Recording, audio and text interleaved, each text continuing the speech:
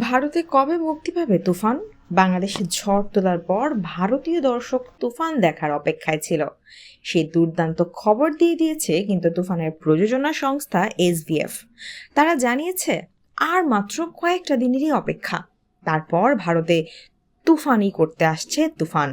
সাকিব মিমির on screen chemistry বাংলাদেশের দর্শকের হৃদয় জিতে নিয়েছে। ভারতীয় বক্স অফিসে কেমন ব্যবসা করবে সেই উত্তর কবে মিলবে?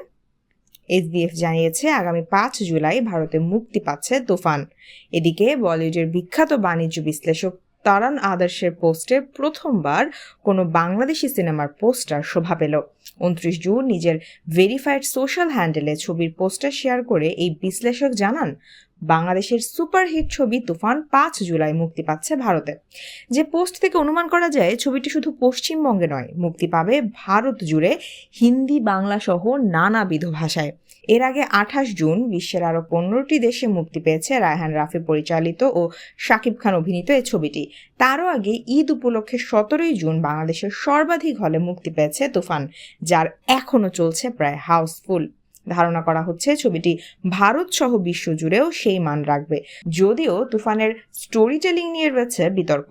বলা ভালো, এর আগেও কিন্তু তারান আদর্শের পোস্টে বাংলাদেশ ছিল, তবে সেটি ছিল ভারত বাংলাদেশের যৌথ প্রযোজনা ছবি মুজিব।